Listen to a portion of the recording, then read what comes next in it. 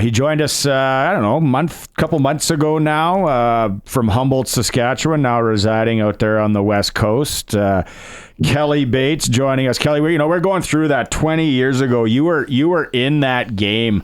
You don't be afraid. Hey, we gotta reconcile it, let it go as Rider fans. What do you remember about that? Well, it was a crazy game. It was back and forth. We had, trying to think. We'd played them the last game of the year in BC Place, and there was 54,000 at that game, I think. 54. It might even been sold out at 59. I can't remember. But it was so loud, and it was loud both ways because of how many Rider fans were there. And we sort of had a feeling that's who we were going to see 2 weeks later. And, the game was back and forth. What I remember is not really understanding what had just happened when Paul missed the kick. And we went out onto the field, and you're still taking the ball over at the 35-yard line, and we ran 2 run plays and got nowhere. And all of a sudden you realize, I think we got maybe 2 yards, and I think it was, I think it's what you said, I think it was a 40-yard field goal, and it was Duncan O'Mahony, and you're thinking, oh my God, this is a 40-yard field goal. If he doesn't hit this, it's not going through the end zone. We lose this. And, it went from, jubilation to like, all we got to do is go score a point to all of a sudden, crap, we've not done what we're supposed to do. And now our kicker's got to hit it from 40 to put us into the Grey Cup. What was that? You've been around football a long time. Like even you go back to high school days and all that. Have you ever seen a bigger kick missed that you're involved in the game?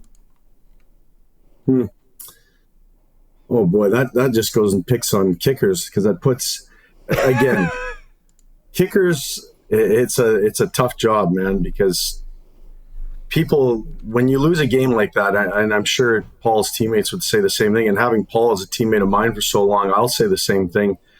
Yeah, they get the glory when they hit that kick, but when they don't hit that kick, you didn't lose the game because of that kick. There's so many things that happened before it. And we missed a kick. I don't want to say I was on the 6th game in Winnipeg in 2009. I was actually coaching with the Huskies, and we missed a 30-yard field goal to put us into the national semifinal. That's tough. And that guy went on to kick many years in the CFL, a very good kicker. I've been blessed to have such great kickers. Like I said, Paul most of my career, Matt Kellett at the U of S. That's a tough one. It's tough. It's just tough at any time in that situation. And again, it shows you how emotional this sport is and the way people reacted back home, and the stuff that he had to deal with, and really the repercussions and the fallout from the person that did what they did, even though they did it at the wrong house, and what happened to their life and how they were affected. It's sad when things like that boil over like that. It really is. I know we talked during the season, for the Lions, not the way you guys wanted it to end. Obviously, you guys come here, you ran into an extremely hot Saskatchewan team. How do you assess the year for you guys as a group? There was a lot of noise, right? When Rourke came in, and the media kind of took care of that. But as a team, when you kind of have your retrospect and sit down with the coaches, how do you assess things, Kelly? It was very up and down. Our year was, you talk about when Rourke came in, but that wasn't until halfway through the year. We'd lost the first game of the year and then won the next 5 games and then lost the next 5 games. And that's really what our season was like all year, and trying to find that consistency and a lot of factors. Every team deals with it. Injuries were unlike what I'd seen before in my experience as a coach, what we dealt with that, but all teams deal with it. And just, when I speak about injuries from just on the offensive side of the ball and how that changes and how you game plan, and really not getting all those guys back until that final game in Sask. And if I sit here and break that game down and know that we missed a couple of home runs that should have been, should have changed the way the game went, that's the nature of football. And I think obviously not where we wanted to be. 9-9 team coming back from 2 years of 12-6, definitely not where we need to be, not good enough. And, at this point in time, just hoping that we get the chance to try and rectify that next year. Do you go back your years playing? You've coached for a number of years as well, where there was, that much parity on both sides, East and West. Like it seemed like it didn't matter how far a team was traveling. You had to be on your toes because team was coming in, they could beat you. The league was unreal parity-wise. I mean, we beat Montreal twice, and they won the East outright with 3-4 weeks to go. And we went into Montreal and won there. I go back to maybe the 2005 year. We started out 11-0 and finished 12-6, but there were, even the 2004 year, there were multiple teams that finished with the same record or close to the same record with wins and losses against opponents determining who went where for the playoffs. And that's a good thing for the CFL. It's a very good thing for the CFL. And I think you're starting to see, the replenishment of quarterbacks, young, good quarterbacks coming back into this league. And really that's the bloodline of what we do. Parity is always a good thing from a fan's perspective. But at the end of the day, we still get measured by wins and losses I don't want to say in a transactional world, we get measured by wins and losses, and that makes it tough at times. But I do feel we're building in the right direction because of the transformational relationships we have with our players and the people in that organization. So I still feel we're going in the right way. We've hit a big bump in the road, and we have to rectify it. We talked yesterday on the show, it was Harry and I, and we kind of went down the rabbit hole of CFL expansion. And, people, when you start talking about that, people go, wow, we need a team here. We need a team in Okanagan. We need a team. And I truly believe Quebec City, for me, would be a great fit. You'd have the instant rivalry and the hatred there. They don't have the stadium. Explain your owner to people in Sask here, Omar Doman. Glenn Suter always talks about him, really high on him. Look behind the curtain. What kind of guy are you dealing with there?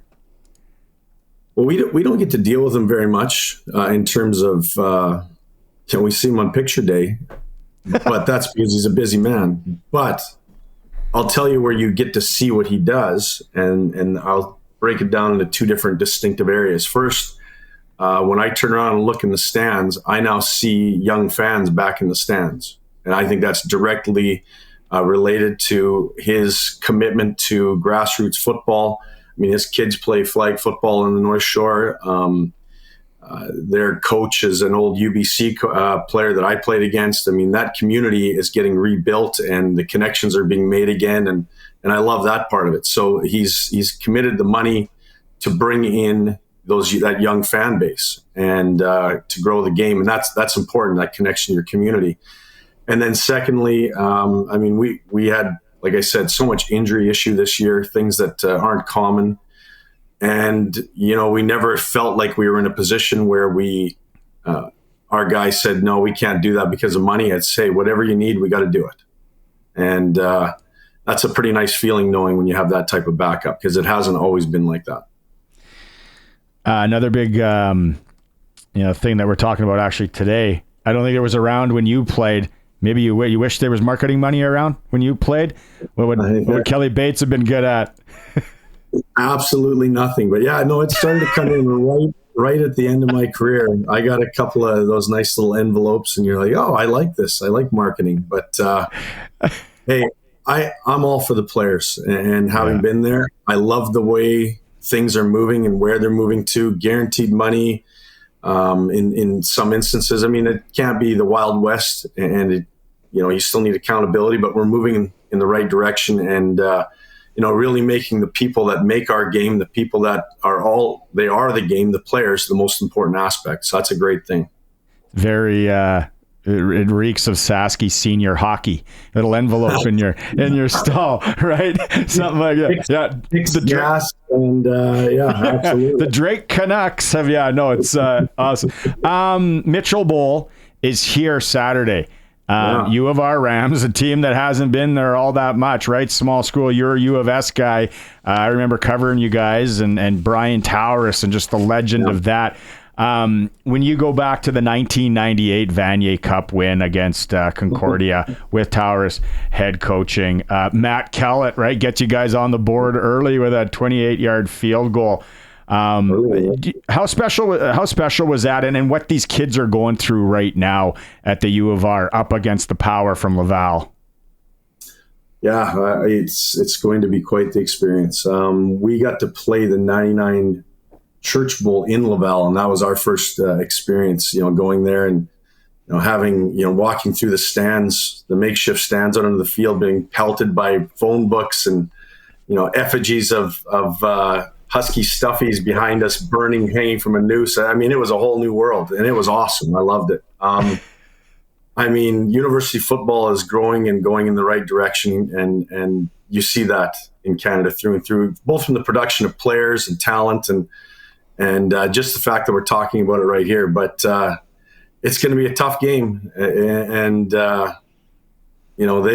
Laval's come in and obviously beat the U of S in the Vanier in 2006, and they've had their great experiences out here on the coast. But I'm definitely I don't want to get into too much trouble, but I'm definitely cheering for Canada West and want the Rams to come out on top.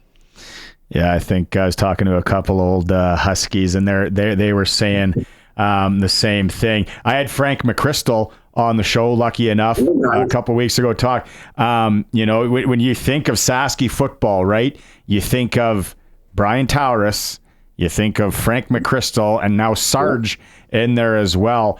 What was Towers like? Like, what made him so good? Great players. No, it was, what I think what I appreciated about Brian was, and really what I came to appreciate about Wally and having those types of coaches, is the consistency with what they do things. And with consistency comes, a level of expectation that is consistent. You know where you stand at all times. You know what's expected of you, both on and off the field. And I've always enjoyed when I play for a guy that's pretty level-headed. Again, can't always say I've been level-headed, but I appreciate when I play for guys that are level-headed because, in that game, you can't be too high, you can't be too low. You've got to be able to make, quick decisions at breakneck speeds, and you have to have your wits about you. And those guys to me are those coaches. They personify that, and BT personified that through and through. Very consistent and set expectations. You knew where you stood. You knew what was expected.